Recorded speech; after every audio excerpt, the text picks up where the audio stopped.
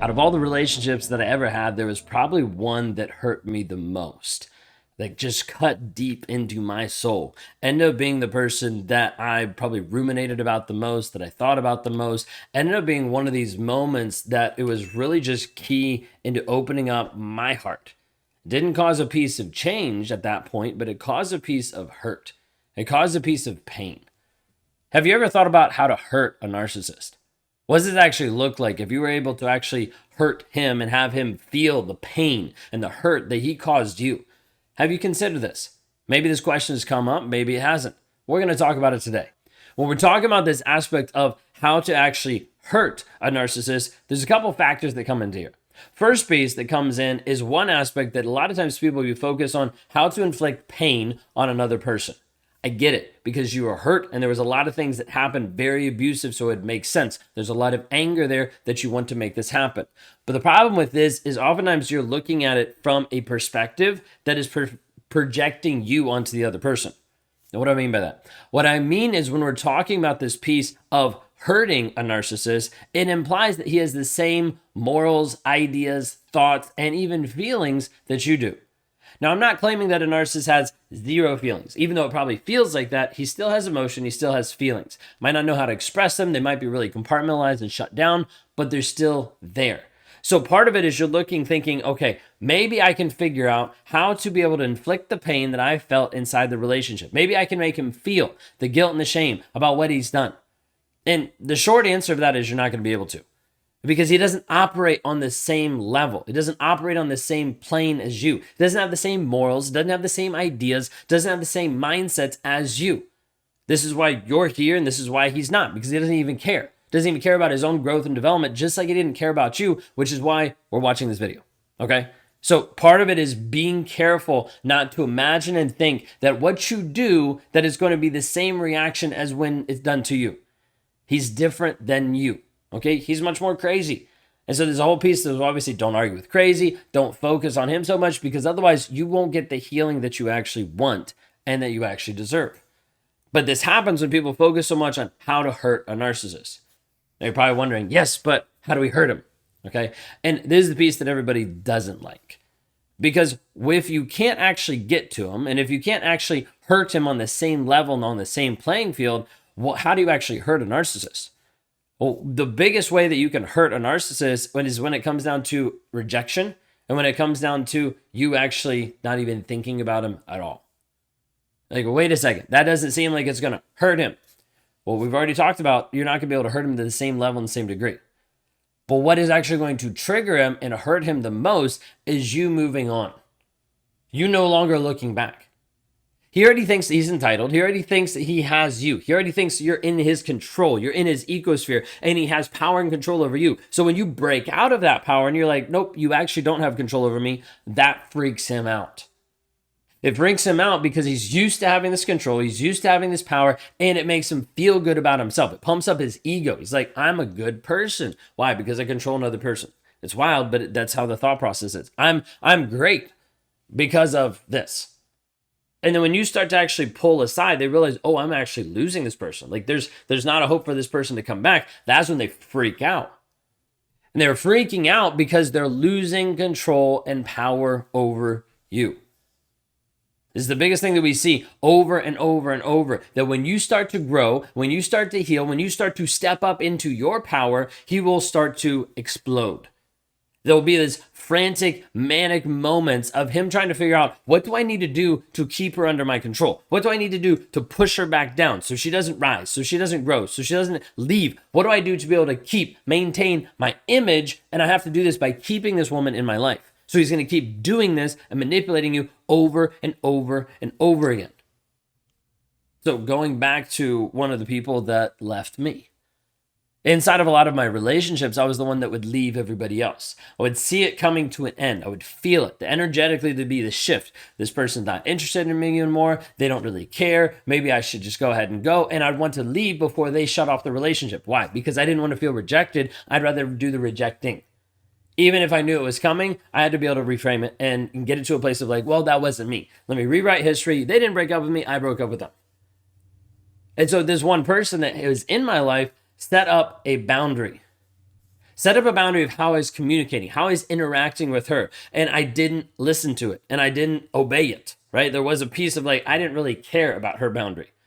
All I cared about was me. And so I used all different types of tactics to be able to get past this boundary, to be able to blow through it, to be able to say like, why don't you care about us? All these things. And when it came down to it, she finally got to the place that she was like, I'm done. And it wasn't just a slow done, it was a very quick done. I knew it was coming, and I was trying to grab on and hold on to her by any aspect. There's control, there's manipulation, there's entitlement, there's all these pieces that I was trying to hold on to her. And all of a sudden I got this text, and it was this long text. This text being like, hey, appreciate you being in our life, blah, blah, blah. Don't want to have any more contact. Please never contact me again. Sent, blocked. That was it. At that point, the lines of communication were cut off in all areas. There was no way to be able to contact her. There was no access. There was no one that I could call that was near her because she was long distance. Everything was shut off. Like there was no way to be able to contact her.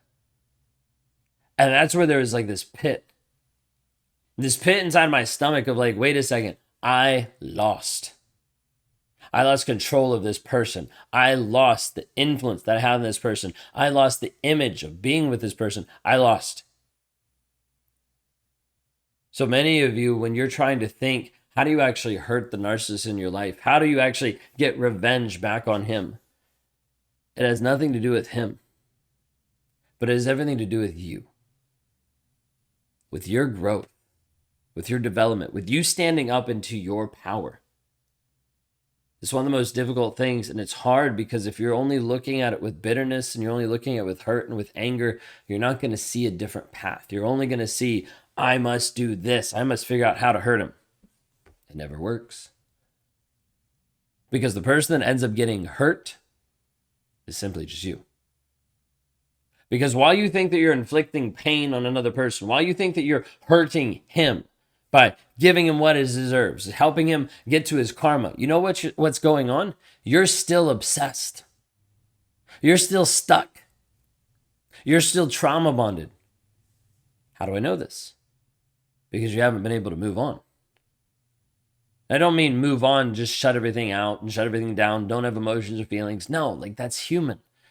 Like you being able to have emotions and feelings is part of what makes you uniquely you and amazing and beautiful and wonderful.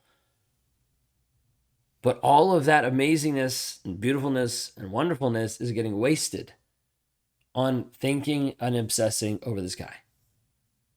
Versus who would you actually be if you focus just on you? Like your growth, your development. What would that actually look like if you stood up in your power? Like if you stood in a place that was healthy, that when toxicity came into your life, it bounced off of you. When toxicity comes into your life, you would be unshaken, immovable. Because you know without a shadow of a doubt who you are. You know how you're showing up every single day. You know with positivity, this is who I am. But sometimes people will spend so much time being angry, being frustrated, being upset, being hurt, that they don't release so they can move forward. People that don't release can't renew. People that don't just let go can't transform.